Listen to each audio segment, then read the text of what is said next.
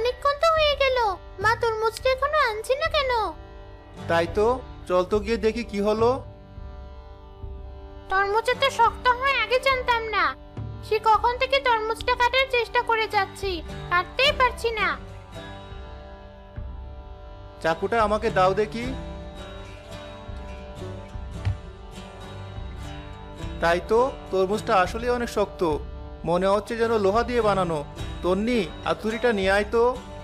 আচ্ছা, এখন হাতুড়ি দিয়ে তরমুজ ভাঙবে তুমি? আজ মনে হয় আমাদের কপালটাই খারাপ।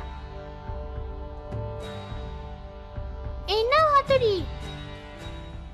রুবেল হাতুড়ি দিয়ে বড় তরমুজটাতে বাড়ি দেওয়ার পর তরমুজটার গায়ে ফাটল ধরলো, আর হাতুড়ির মাথাটা খুলে দূরে গিয়ে পড়লো। কি শক্ত তরমুজ রে বাবা! এটা ভাঙতে গিয়ে তুমি হাতুড়িটা নষ্ট করলে অযথা। এই তরমুজ তো খাওয়াই সম্ভব না। মা দেখো, তরমুজটার ফাটল দিয়ে কেমন একটা সোনালী আলো ছড়াচ্ছে। তরমুজটা খুলে দেখি তো ভেতরে কি।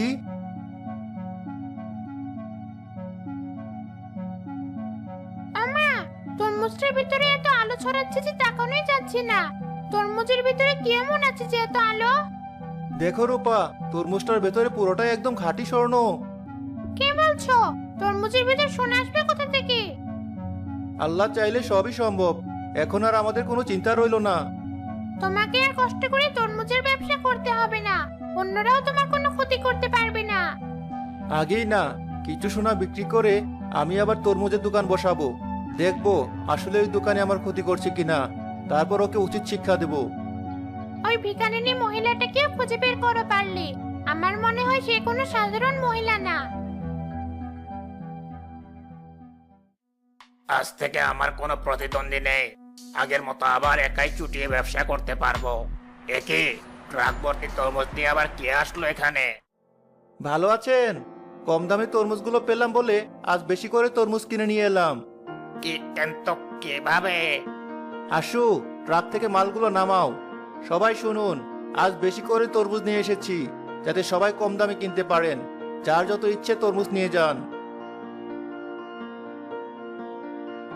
রুবেল প্রতিদিন কম দামে তরমুজ বিক্রি করা শুরু করলে অন্যরা সেই দোকানের কাছ থেকে তরমুজ কেনা বাদ দিল।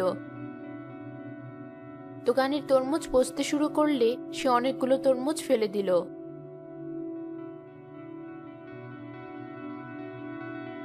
না, এভাবে আর না। মতে, তুই আজ রাতে ওই তরমুজের দোকান পুড়িয়ে ছারকার করে দেবে, সাথে ওই ট্রাকটাও। ঠিক আছে উস্তাদ।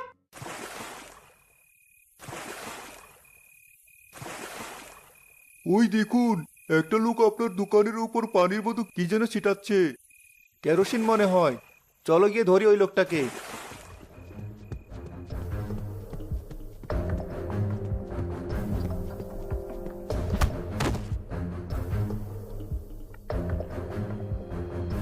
আমি তো দেখলাম আশেপাশে কেউ নেই। তোমরা আবার কোথা থেকে আসলে? আমরা তোর জন্য এতদিন গাড়িতে বসে অপেক্ষা করছিলাম, আজ তোকে পেলাম। সত্যি করে বল, তোকে এখানে কে পাঠিয়েছে? নয়তো পুরো গ্রামবাসীকে ডেকে তোকে আধা মোটা অবস্থা করব।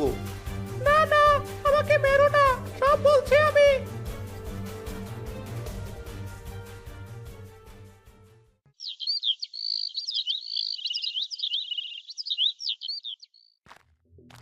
পরের দিন সকালে দোকানদার এসে দেখে তার পুরো দোকানে কেরোসিন ছড়ানো, আর মতি মেছ হাতে সেখানে দাঁড়িয়ে আছে। কি করছিস তুই? তোকে বলেছিলাম রুবেলের দোকানে আগুন দিতে, আর তুই আমার দোকানে আগুন ধরাচ্ছিস। শুনলেন তো সবাই দোকানের কথা। জি ভাই, আপনি এমন করতে পারলেন? আপনার কাছে এমনটা আশা করিনি। আমার ভুল হয়ে গেছে, তোমরা আমাকে ক্ষমা করে দাও। আমি আর কখনো এমন করব না।